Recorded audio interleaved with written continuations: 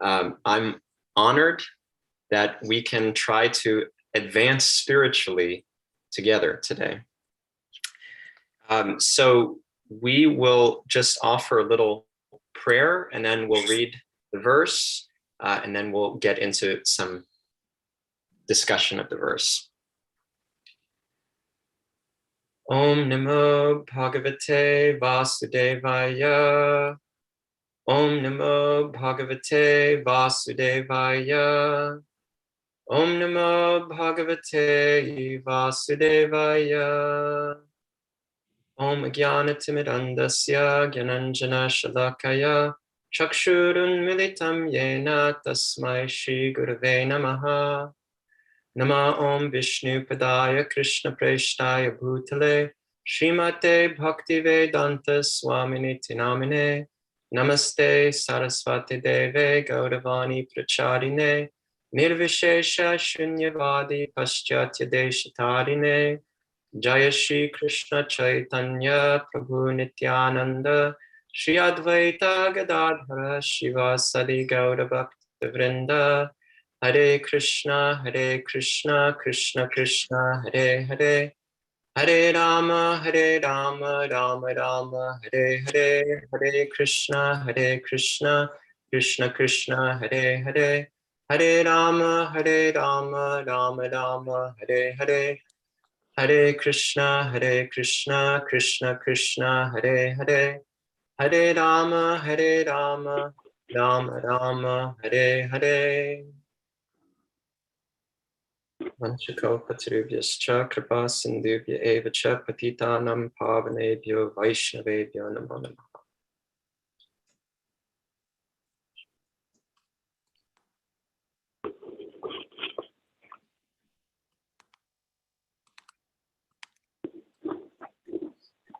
Thank you. So we can look at the verse. Do you project the verse, Ananda Bihariji, or? You can share, or if you can't, I can share. I don't have it open readily. Okay, hold on, I'll pull it up. Okay, otherwise I can. I have my hard copy Bhagavatam here. Yeah. Yes, you can go ahead, and I'll put the verse up. Okay.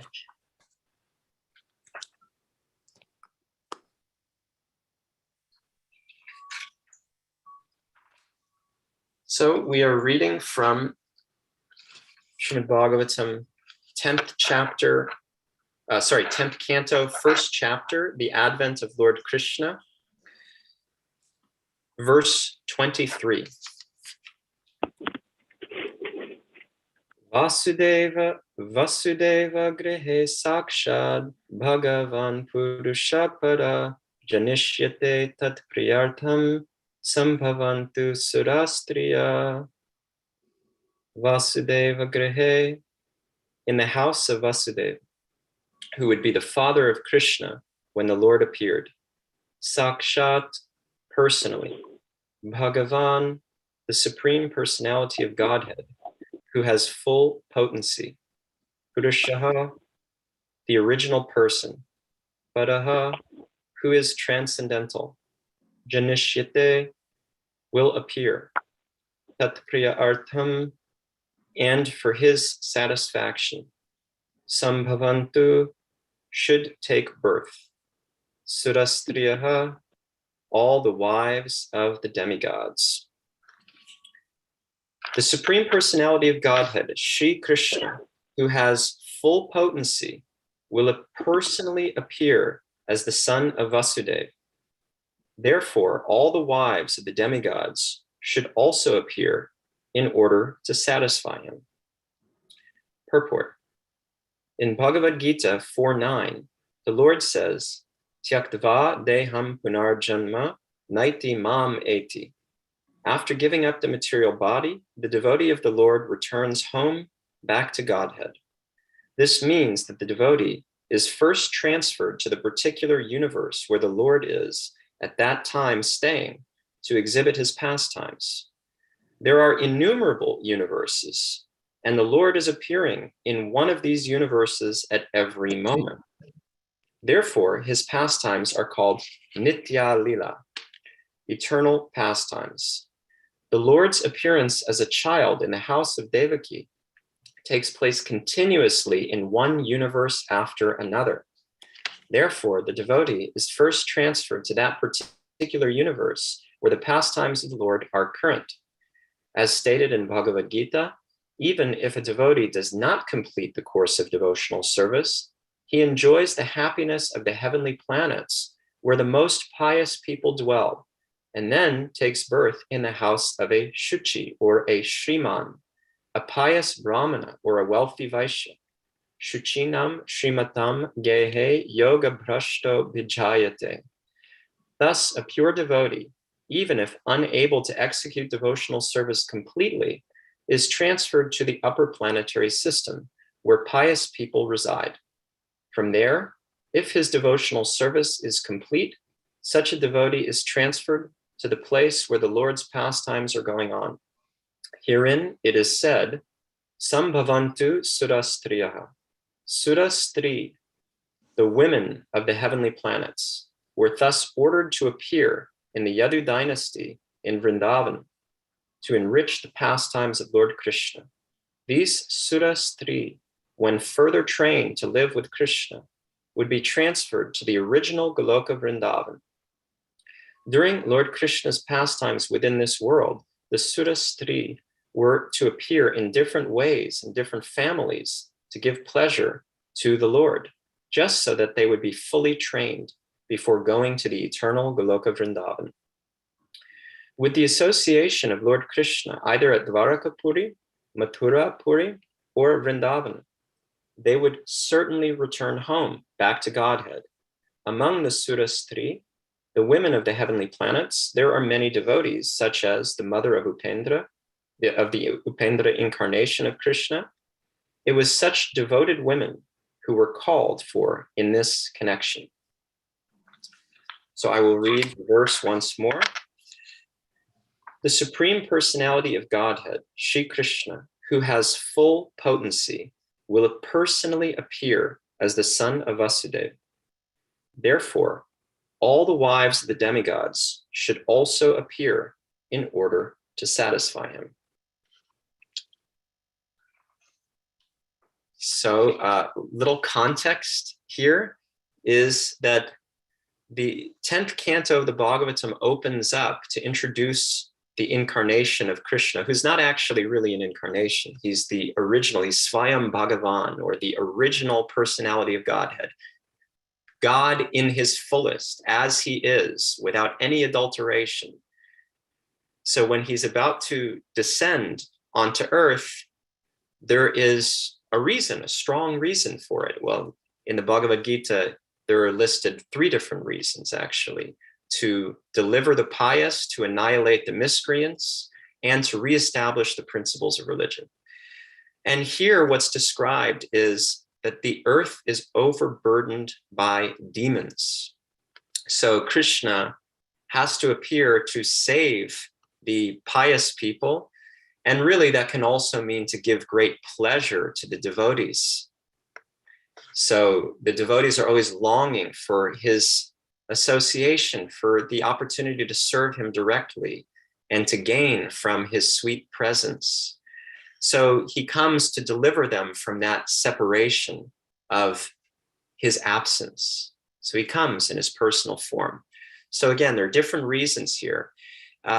The demigods approach Lord Brahma because Bhumi Devi, the personification of earth, is in great distress at the way the demons have populated the planet and exerted a terrible influence, a very threatening influence. So Mother Earth comes in the form of a cow to the demigods, and they approach Lord Brahma, and they approach him with these very special prayers from the Vedas, the Purusha Sukta prayers. And they appeal to him and they win his heart. And Brahma then goes to the ocean of milk, where Kshirodakshayi Vishnu, another incarnation of Krishna, is present and is hearing the prayers of Brahma on behalf of the demigods, on behalf of Bhumi Devi, earth. So each person is becoming compassionate to the other, which is a lovely series of events, and is, I think, speaking loudly about what it means to really be a devotee of Krishna. And then Krishna becomes very compassionate. When he hears the plight of his devotees, he becomes very, very moved and wants to help. He wants to actually serve them. So he sends this transcendental sound vibration to Lord Brahma, who hears it reverberating through the sky while he's in this trance of meditation and prayer. And then he starts dictating what he's hearing. So he translates it for the benefit of the demigods and Bhumi Devi, who don't have access, who aren't privy to that same sound vibration. So Brahma is in a very special position, and he receives this, but he doesn't just keep it for himself. He shares what he is gaining, which is the position of an acharya, or a great teacher, one who teaches by example and who has nothing that he or she wants to keep for himself or herself, but wants to always give whatever fortune there is for the benefit of everyone. Again, limitless compassion, limitless compassion. So he is sharing what he's hearing, what he's so fortunate to hear directly from God, from this form of Kshirodakshaya Vishnu. And now we're hearing his transmission, or Kshirodakshaya Vishnu's sharing through Brahma. And what is happening is there's preparation for Krishna's appearance in his personal form as Krishna himself, right? As his fullest form. And the preparation is that people need to come in order to sort of pave the way. It's really a welcoming party for God. Krishna doesn't show up by himself. He never likes to be alone. He's self-satisfied, he's Atmarama, but the reason he's created every living being, that includes all of us present here, is because he doesn't like to be alone. He's totally satisfied being alone, but he creates every living being because he doesn't prefer it. He never likes to be alone. He wants to exchange love, and love means multiple people. It means at least one other person. And Krishna has unlimited desire to experience and to express the love of his bottomless heart. So he creates unlimited living beings that are unique in their capacity to receive and give love with him and with each other. So here, there's this welcoming party for God because he wants to give and receive love with his dear devotees. So the Sura Stri, or the wives of the demigods who live in the heavenly planets, they're sent to prepare to welcome Krishna because they're so dear to him. They're so beloved, they're so devoted, they would do anything for him. And interestingly, they're also not perfected souls yet. They're very close because they wouldn't be invited into his Leela, his pastimes, if they weren't really at a certain level of bhakti. But as Srila Prabhupada points out in the purport, they required some more training before they were ready for the kingdom of God.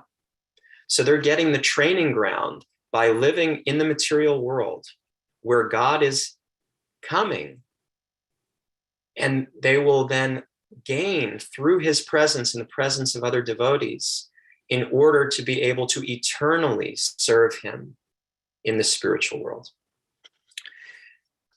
So the question arises, how do we become part of the welcoming party of God? As Sachinandan Maharaj, my guru, points out, every Janmashtami, the purpose of Janmashtami is not to think about how God appeared 5,000 years ago. I mean, that's also there. That's good too. But that's not the real purpose. The real purpose is to uncover how God is appearing every single moment in our hearts if we are present to receive him, to welcome him. So how do we do that? How do we welcome Krishna in our hearts? It requires really one thing and one thing only. Srila Prabhupada would say this very often. It all comes down to what? What's the one thing? What's the one thing that it all comes down to if we want to welcome Krishna in our hearts? Desire? Yes. Thank you, dear Adipurusha Prabhu.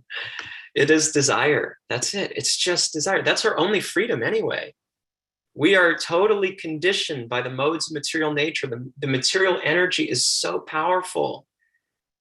And even as jivas, as souls, we are very, very minute in quantity of spirit as compared with Krishna himself. So really our power is only in our desire. Do we want to be with Krishna, or do we want to be with Maya, with the material energy? Do we want to be here and feeling Krishna's absence, or more accurately, not feeling Krishna's absence because we're so numb and we're so overcome by illusion? Or do we want to be self-realized? Do we want to be our full, real, best selves? Desire, that's it. Once we desire it, Krishna will make all arrangements for us. It may not be pretty at every moment. It may not be at the speed that we would desire. I certainly have my own fair share of wishes on that front, that it would be a little smoother, quicker, easier. But Krishna will, rest assured, make all arrangements. This I have conviction in. And so he really just wants us to turn to him, to please him, to have that desire to please him, to welcome him into our hearts. And the more we want to please him, the more we want to give to him, the more he wants to give to us. That is the beautiful dance of Krishna consciousness. Krishna says in the Gita, as they surrender unto me, I reward them accordingly. So if we don't really want Krishna, then he has no business imposing himself on us. He's very considerate. And if we desire Krishna so fervently, so feverishly that we can't possibly live without him, then he will come to us personally in our hearts. There is no doubt. And everything in between. If we want Krishna a little bit, that's kind of where I think many devotees will find themselves. We decided we want to walk this path because we want Krishna. We're not here for no reason. But how much do we want Krishna? Yeah, like I want Krishna to be comfortable in my life. I want my life to be comfortable. And, let's have a good, happy medium of like some bhakti and some things that I've always wanted. That's a bit tricky now. Krishna has to make the right arrangements in such a way that he fulfills our material desires and our spiritual desires, comes to us, but not too soon, not too much, doesn't really come to us. We're putting him in a very awkward position. As Burijan Prabhu says, very, very dear mentor, he says that we tend to think that our Maya or our illusion is cute. We think like, oh, this is harmless, this is nice, like it makes me a colorful person, or like I've always done this, it's no problem, or we're human, it's Kali Yuga. It's Kali Yuga, everybody's like this. But if we really want Krishna, at the very least, we don't want our Maya. And that's where desire is so powerful. Because even if we can't find it in our hearts to give up our attachments and just be attached to Krishna, which is a prerequisite of real bhakti. Bhakti doesn't even begin until we get to that point, technically. Truly.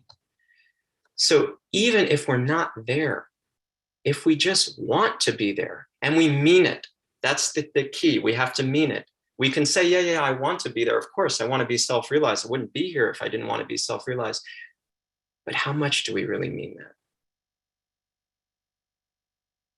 So if we desire to give up our attachments, that is fueling our advancement. That's really going to take us to the next level. There's a devotee in Vrindavan, Adi Purusha Prabhu, another Adi Purusha Prabhu, who's another very exalted Vaishnava. He's at the VIHE, the Vrindavan Institute for Higher Education. And he teaches that this pivotal verse from Rupa Goswami, where we understand what is the definition of bhakti, what does it really mean to practice the path we've taken up. This pivotal verse, Anyabhilashita shunyam jnana karma dhyanavrtam anukulyena krishnanu shilanam bhaktirutama.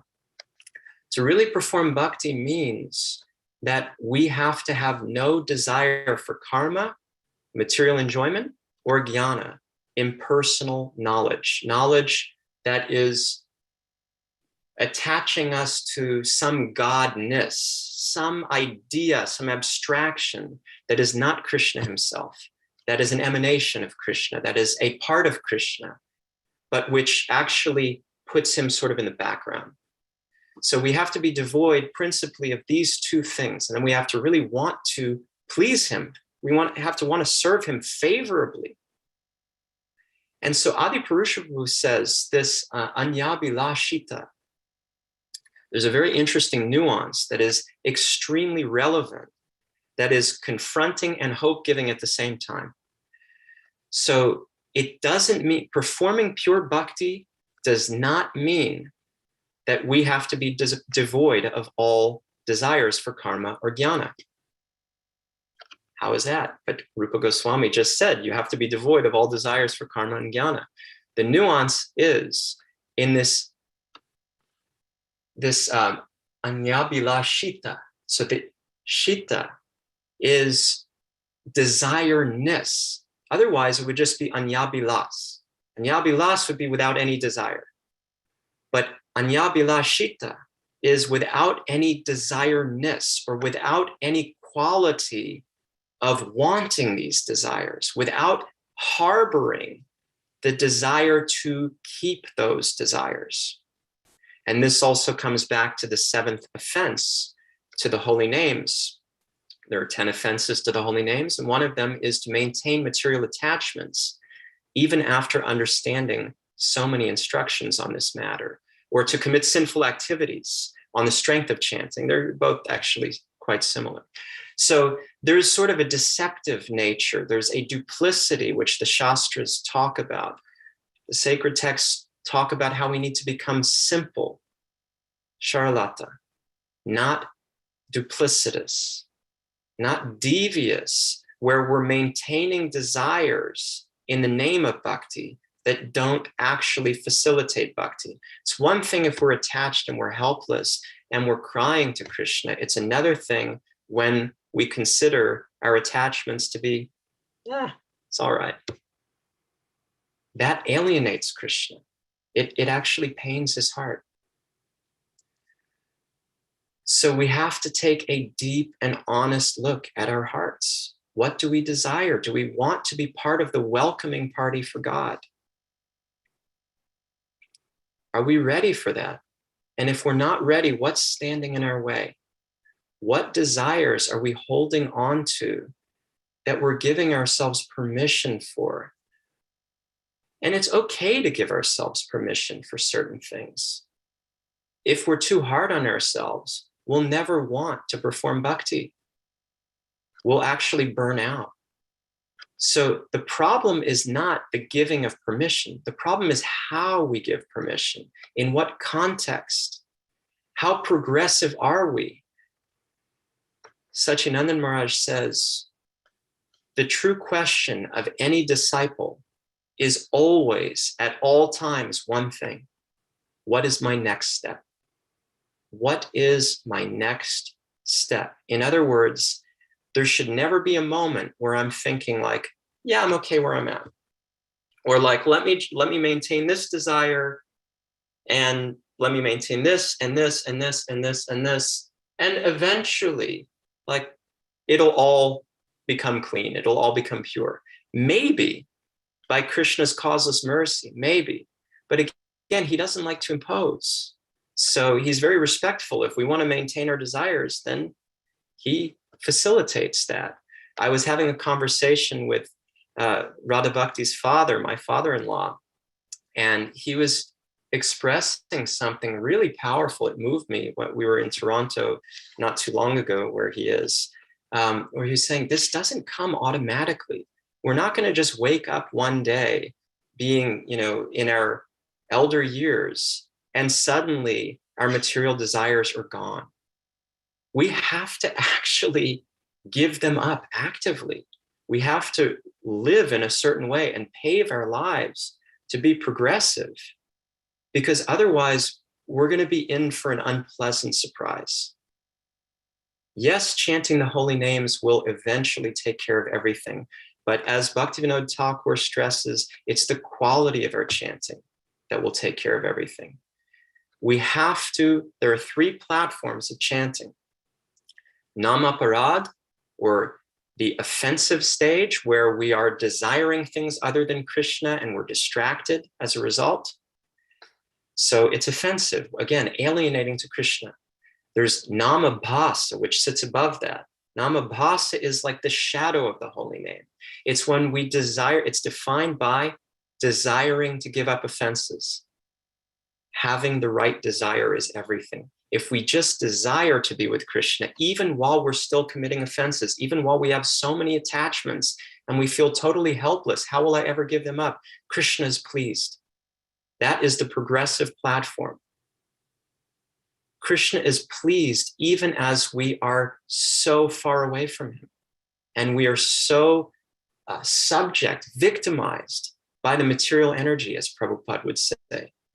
Krishna is still pleased because of our desire, because we desire to give up offenses. That's it. Namabhas, that's where we all want to be. That's where we want to live our lives. Namabhas, desiring to give up the things that keep us from Krishna, the blocks. And the final stage, the 3rd stage of chanting, is Shuddhanam, the pure name. That's when we've given up all offenses, all attachments, everything that keeps us entrenched in material identification, thinking that we're the mind, the body, our egos. So we will make it to Shuddhanam. We will make it to the pure platform of chanting, in which we realize Krishna is his holy name. He's not like his holy name. He's not connected with his holy name. He is his holy name. He will appear in our hearts. We will welcome him in our hearts through that pure chanting, and it will come just by staying on the Namabhas platform, undeviatingly. If we can do that, that's it. So it's really, really up to us to take inventory of our hearts. What is inside? Why are we not with Krishna yet? There are many answers. If we don't know the answers, let's start finding them out. Let's get curious. What is in my heart that is making that Krishna doesn't feel welcome yet? Because if he did, he would be here. He wouldn't delay. Srila Prabhupada says that when you take 1 step towards Krishna, he takes 1,000 steps towards you. And that you can't imagine how deeply and urgently he desires to be with us. If you think you desire to be with Krishna, imagine infinitely more he wants to be with us. That's the quality of his heart. So to reciprocate, we have to get on his wavelength. If we want to meet him, we have to get on his wavelength. We have to develop that kind of desire. That's what Sri Chaitanya Mahaprabhu taught by his own example, to develop that kind of desire. Govinda Vida Hena Me. This whole material world is empty and void. without Govinda, without Krishna. Prabhupada called it the Govinda necessity. This is not like a nice to have. Krishna would be nice to have. Yeah, oh, I would be much happier if I had Krishna. Life would be easier, better. Things would be good. It would be nice to be self-realized. No, the Govinda necessity means the soul is drowning in nescience, in material misidentifications that are suffocating the real self. And we need Krishna immediately. Immediately. That's the Govinda necessity. That's what Srila Prabhupada is saying we all need to discover in our hearts. It's there, actually. Believe it or not, it's there. We may not have felt it, certainly not to the degree that Mahaprabhu is experiencing it or teaching, but it is there. And it is there to that degree, for the most part. Mahaprabhu is in a special category, but he's not teaching this so that we could admire where he's at. He's teaching this so that we can follow in his lotus footsteps and we can realize that that is the actual state of our hearts. And that is the birthright of every living being because it is what will bring Krishna into our hearts. So Bhaktivinoda Thakur, he instructs us to go to the marketplace to purchase the holy name. And what does the holy name cost? The holy name costs only the price of our faith. In other words, how much do we value Krishna consciousness? How much do we value bhakti? What is our level of faith? Do we really believe in this Govinda necessity? Do we believe that the holy name is Krishna and that we're meant to welcome him into our hearts? Or is that something which I'll believe fully when I get there? Because that becomes a catch-22. The way that I get there is by believing in the truth of it. Now, mind you, this is not like an intellectual exercise. This is not faith in the sort of abstract sense of, oh, believe first and then it'll come. This is in terms of experience, that as we give ourselves to the experience of bhakti, as we immerse ourselves in the shastras, as we immerse ourselves in the holy names, the teachings of the acharyas, as we immerse ourselves in serving the devotees, we will get faith. We will get more conviction. But then it's up to us what we do with that. How much do we give ourselves to the processes of bhakti? And how much do we take stock and value the experiences that we get? They're not cheap. They are our ticket to the spiritual world. They're our ticket to our true selves and true love with Krishna and with every living being. So the price for that is our faith. And that faith only comes through experience by performing bhakti with a sincere heart. Srila Radhanath Maharaj says that if we really understood the value of bhakti, if we really grasped what we were doing here, we would never complain about anything that happens in our lives. That's a daunting idea. For me, that's like, oh my God, I feel caught red-handed. You know, I'm all the time, as I shared with you in the beginning, I wish, Krishna, you would do things like this, you do things like this. I'm not very surrendered. I want Krishna to surrender to my way of giving himself to me instead of me really being able to give myself entirely to him. That's the problem. I'm working on it. But when Radhanath Maharaj says this, it's pretty powerful that if we really understood, and he gives the example of Mukunda Dutt, who was a very, very dear friend of Sri Chaitanya Mahaprabhu. Mukunda Dutt, he made some mistake as part of the Leela of Mahaprabhu, as part of the play in the Leela. He made a mistake that he was going and hearing from impersonalists in Kirtan and perhaps some katha as well, lectures.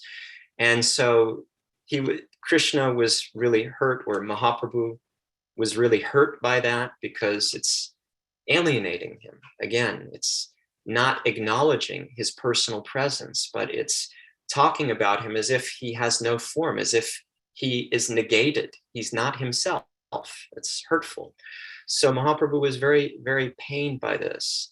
And he sent the message that Mukunda Dutt, I don't want to see him for 10 million births. And the devotees were devastated, because they thought this is an unimaginable punishment. Why? I thought Mahaprabhu is so compassionate, that he has this bottomless heart, like we've been talking about. How could he say that? So they gave the message reluctantly to Mukunda Dutt, because he had asked also, like, when can I see him? When can I see him? He was so eager. He was so sincere. He was so eager. So the Mahaprabhu was like, I don't want to see him. I don't want to see him. Well, when can I see him? Oh, when can I see him? 10 million births. As if that would be like, forever I won't see you. And Mukunda Dutt's response shocked everybody, all the devotees and God himself. He started dancing in ecstasy. He started feeling, oh my God, I'm going to be with Mahaprabhu again. I'm going to be with Krishna, with God again. And that was astounding. And when Sri Chaitanya Mahaprabhu heard that, he said, bring him immediately. Because that is so moving, this quality of the heart, that I would do anything to be with Krishna, even wait 10 million births, even go through all of the sufferings of 10 million births. We can't calculate how much suffering of birth, old age, disease, and death that means. I mean, just in one lifetime, it's enough. So much so that Krishna erases our memory of every lifetime, because it's too much for the conditioned soul to handle this suffering. It's too much. Again, the Govinda necessity to get us out of this suffering. We don't want to be here and suffer like this.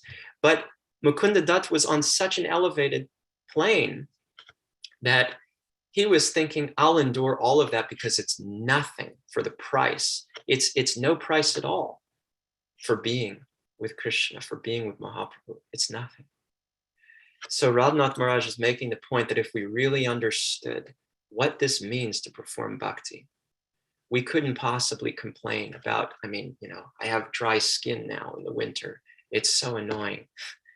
I have to do all kinds of different things to maintain myself. I have, every day I can't predict. I woke up with a swollen eye today. Why? Well, I didn't need something more to worry about or to look into. It's every day there's something. What to speak of the more impactful things which are in the heart and in the mind. So many troubles all the time. I'm thinking, Krishna, I'm tired of this. I'm tired of this. Come on, I want to live as the pure soul. Yeah, but let's all appreciate Hari Prasad Prabhu. He didn't cancel the class, even though his hands are dry and the eyes swollen. I thought it was a black eye, so I thought maybe you got into a fight or something. But thank you. No, this is nothing.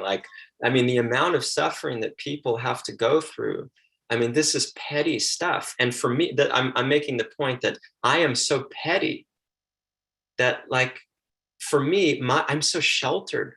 I'm so blessed by Krishna. I think about this all the time. How fortunate my life is, how much I've been given spiritually and materially. Krishna has taken care of us, my family, my wife and I, so much. It's unbelievable. And yet it's like the suffering's too much. I don't want it. I want to be a pure soul and be with Krishna again.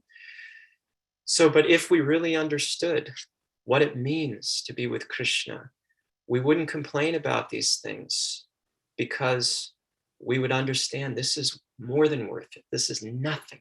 This is nothing for what we're getting. We would be in ecstasy, and the ecstasy would trump any experience of pain. So I want to bring it back to welcoming Krishna in our hearts by the quality of our desire. By recognizing the value of bhakti, the value of Krishna, gaining faith, throwing ourselves into devotional service so that we get the experience of what it means to be with Krishna more and more, and we can let go of our petty attachments, the things that are keeping us. We have to really, if we desire to be with Krishna, we have to pray for his presence in our hearts with great gravity. And as Sachinandan Maharaj says, we should be careful as we do, because we need to know what it means. For a conditioned soul to pray for Krishna to appear in our hearts means that Krishna is going to be the street sweeper, the humble street sweeper, as we hear, to clean up our hearts. Because all of the desires that are not for him, all of the desires for material things, are keeping the heart dirty and unfit for the pristine, supreme God to appear. So when we pray for him to be active in our relationship with us, as Sachinandan Maharaj says, we must pray. We should know and be careful, make sure we really mean it, that he's going to start getting active by cleaning up our hearts. And we should also help. We shouldn't leave Krishna to do it on his own. We should want to clean up our hearts and desire him alone, and take stock of what are the desires that are putting Krishna second in different ways. So let us ask ourselves, how much am I really desiring Krishna? Today, tomorrow, and every time we can think of this, and ask ourselves, what is coming in the way of being able to properly welcome him? And what do I want to do about that? And we can really, really pray, please, O Krishna, grant me serious desire for you. Please, O Krishna, grant me serious desire for you. You are my only necessity. I don't need anything else. Please come to me. Thank you very much. So it's amazing. I felt like, wow, I'm in the same movement as Hari Prasad Prabhu. What am I doing here? It's unbelievable. Thank you so much, Hari Prasad Prabhu. Do we have any questions or comments from our audience? Yes, so many. Yeah, I bet. Yeah, so many things I appreciated, but I do have a couple of questions. Well, one thing I appreciated was your broad definition of impersonalism. Just because normally, when you think of impersonalism, you think of people who only see Krishna as like some kind of energy or light, but you seem to have defined impersonalism as simply pushing Krishna to the background, mm-hmm. And so I mean, if you're in agreement with how I understood you, I really like that, so that we can recognize when we ourselves are being impersonalists, mm-hmm. because we might not see ourselves as thinking of God as only a light, but we might actually be guilty of, putting him in the background of our lives. So yeah, I appreciated that definition. I also appreciated your definition of faith, which is to value something, because the degree to which you value something is the degree to which you have faith in it. It's not just, but yes, I believe it or I don't believe it. It's how much you actually value it. Or you also reminded me of something that Dhanadhar Maharaj often says is, how does he put it? He says, trust by experience. I love that too. So something you said reminded me of beautiful. That definition also. That's great. Thank you for sharing that. Yeah. Uh-oh. Oh my God. Am I out of time? I wanted to ask you something.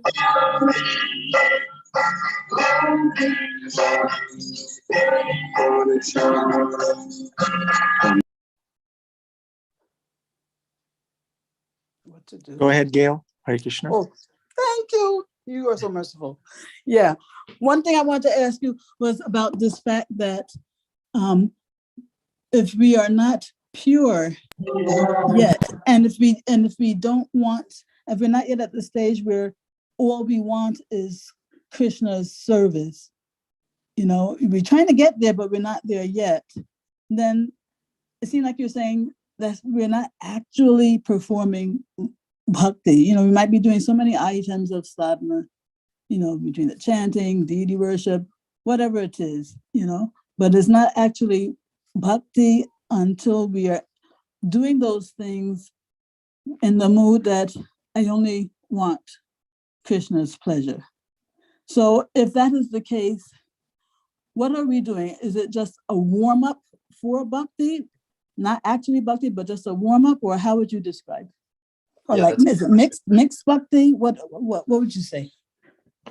There are different angles that we can take for that. It's actually a little more complex than that. But yeah, the idea is, and I'll go back to Rupa Goswami and Adi Purusha Prabhu from Vrindavan Institute, that as soon as we desire Krishna alone, even if we have so many other desires that are keeping us from living up to that desire, then we're performing pure bhakti.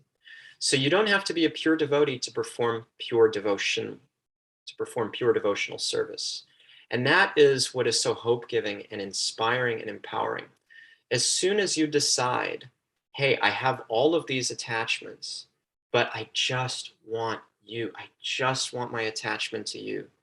At that point, we are performing pure bhakti.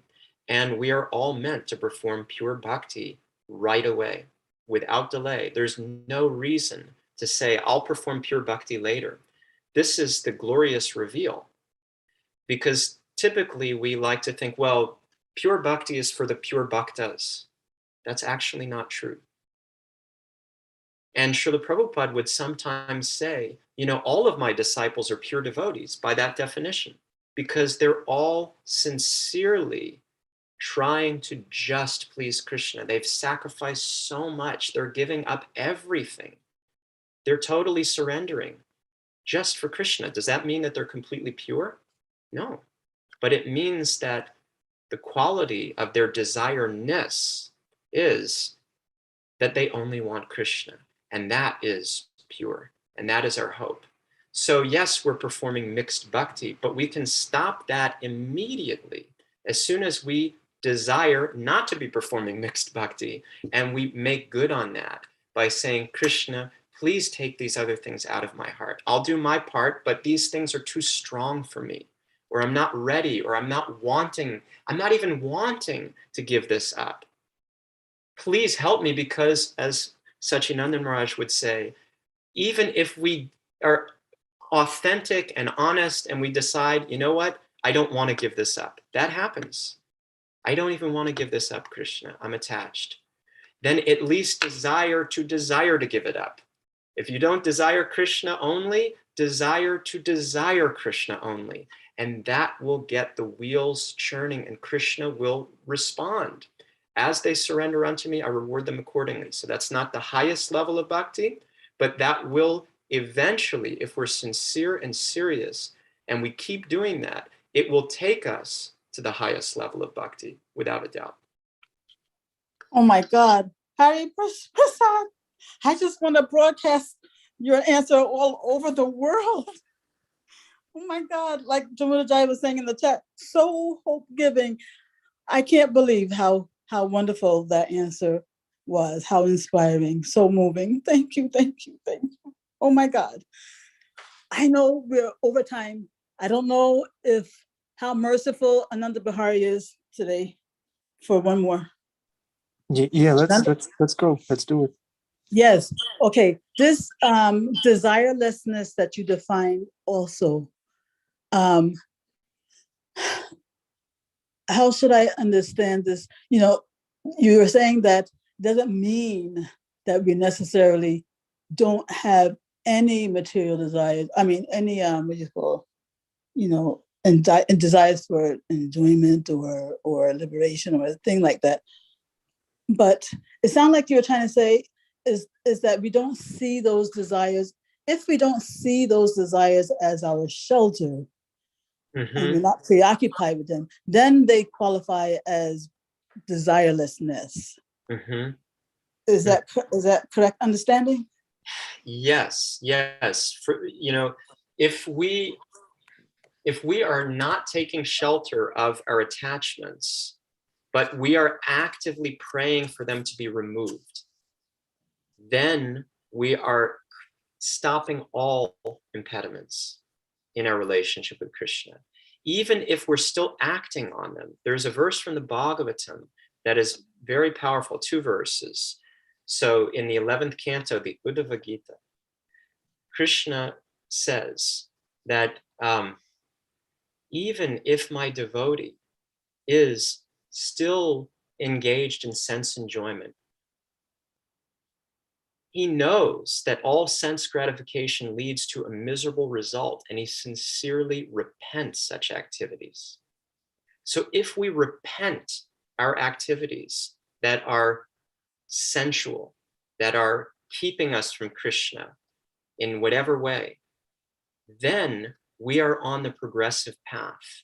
Then Krishna considers that we only want him, because we do only want him. We're repenting everything other than him with our hearts. I mean, it can't be an exercise. That's the trick. It cannot be an exercise. You can't say, oh yeah, Krishna, I know I'm like this and it's okay. But for the sake of it, I don't really want this. Eventually I want to become a self-realized soul. That will not, then it will take a very long time. That's called cooking with smoke, as it's said. I think Bhaktivinoda Thakur says it's like chanting the holy names in that way is like cooking with smoke. It'll take forever. But wait, this cooking with smoke, can you describe again? It's like, instead of cooking with a fire, you're cooking with smoke. That's not very effective. So that's like namaparad. That's when we are not very sincere about wanting Krishna. When Krishna feels from our hearts that we don't want the things that are keeping us from him, that's when things get real. That's when he becomes really active. He feels free to give himself more and more. Yeah, but Prabhu, now, how would you distinguish this attitude that you just described, where we're not really sincere? How would you distinguish that? How do we distinguish that for ourselves from this, what you described earlier, which was, I have these material desires, and I, I'm so attached to them, I don't even really want to give them up, So that one sounded like that cooking with smoke type thing. So what's the distinction there? Yeah, again, if you can't desire to give them up, as Sachinanda Maharaj says, desire to give them up, then you're starting to turn up the flame. It's not full flame, but you're starting to turn up the flame, and it will grow and grow if you stay in that zone. That's like namabhas. That's like chanting while trying to give up offenses. And okay, so the person who's cooking with smoke, he won't even desire to give them up. Right, exactly. Or the person will, eventually desire to give it up, but it's sort of like this distant abstraction. I'm not serious yet. I'm not really serious. And Krishna is just waiting. Prabhupada always says for us to turn to him sincerely and seriously. Mm-hmm. Thank you so much, Prabhu. Thank you very much. Yeah, the reason why I asked about this too is because I was thinking, when it comes to this desirelessness thing, and how, the example is often given of when Lord Chaitanya went to Gaya or something to do that ceremony for his father, right? It was like a traditional thing which would maybe normally would have been considered karma, but because it didn't cover his, or get in the way of his devotional service, it wasn't actually considered, a desire. Yes. Yeah, his consciousness was not to perform a karma kanda ritual. His consciousness was to perform pure bhakti, and the Vedic rituals can support that with the culture. Did you guys notice how Hariprasad Prabhu's eye is almost fully open? Yeah, that's what bhakti does to you. That's what happens when Krishna becomes active in your life. Please Just pray look. that my inner eye becomes fully open so that I can really get good on things. Okay, Rameshwar Madhavadas Prabhu. Hare Krishna. Hare Prasad, Hare Krishna Prabhu, how are you? Very nice to see you. I was just getting ready for my morning sadhana, and Radha Bhakti sent me the link, so I wanted to tune in. And two small quick things so that we can head out. But one, just wanted to always appreciate that you always create urgency in our lives, in our spiritual life. So thank you for being that vehicle to create urgency. I really, really appreciate that. And the second comment was just something when we were all speaking, just reminding me of something always easy to remember that Vaisheshika Prabhu shares, is that whatever we appreciate appreciates. And that really just simple adage, if we can just keep it in our mind, it's such a useful tool to help increase the value of anything in our life, but specifically our spiritual life. So I just wanted to share that as a kind of a point just to tie into the conversation. So thank you so much, and hoping that you and I can speak soon. Thank you, Prabhu. And yes, that's a saying that I keep with me as well. What you appreciate appreciates. That's a good one.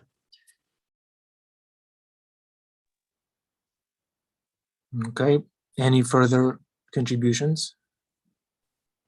Hare Krishna, Hare Prasad Prabhu. Hare Krishna. I just wanted to, I know we're really over time, so I just wanted to quickly appreciate how I feel very compassionately called out by the class in a really good way. And I now understand, now after Rasheshwara Madhava Prabhu shared, I think it's that sense of urgency and being called out in the sense of the way that you explain things helps me pull back the veil in some of the things that are in my heart or in my way of being, that perhaps due to lack of courage or whatever the reason is, I sometimes don't want to see it that way. And you, in a very compassionate way, and just like Gail Prabhu said, in a very hope-giving way, you bring those to light, and I just wanted to appreciate that, because what we appreciate appreciates. So I really like that as well, and just give my pranams through you to your Guru Maharaj, because that is something that I've always noticed of him, is that compassion and that love that comes through even when he's having to give us some really hard truths, and you're really embodying that. So thank you so much. That is so beautiful. Thank you. And that moves me. It's the best thing that you could say, that it's embodying his mood. And I was actually going to say that I feel it's my duty to try to give back for what he has given to me. And there is that sense. I also received it from a Christian, Soren Kierkegaard, which started me on my spiritual path. There's this sense of urgency and what I call like the energy of shaking us up to wake us up, but with love, with compassion, for our benefit only. And I am nobody to do that. I am really just a messenger on behalf of the great souls. But that's the energy that I've received that has impacted me to no end. And I hope that I can give back. Yeah, Rasheshwara Madhava Prabhu felt urgent. Andrea felt called out. I felt scared. I just felt scared. But then Hariprasad Prabhu's class was so hope-giving, like it was mentioned. So thank you so much, Prabhu. It was very therapeutical. You shook us up, and then you gave us hope. So thank you very much. Beautiful class. Wonderful. Thank you very much. Thank you for hosting us, Ananda Bihariji, and thanks to everybody. Really, really appreciate this. And Vasudev appreciates your Vaishnava appearance. Vasudev, it's Vasudev's birthday. This is all in his honor. I told him yesterday. This is all in his honor. He is the best. Yeah, Vasudev is the best. Nice, wonderful. Okay, so shall we call it a good day in Krishna consciousness? Wonderful. Thank you again. Srimad Bhagavatam ki jai. Prabhupada ki jai. Gauda Bhakta Vrinda ki jai. Hari Prasad Prabhu ki jai. Vasudev Prabhu, happy birthday to you. Hari Krishna ki jai to you. Hari Bo. All right. Hari Krishna, have a wonderful day, everyone. Hari Bo. Hare Krishna, thank you. Hemangi, thank you.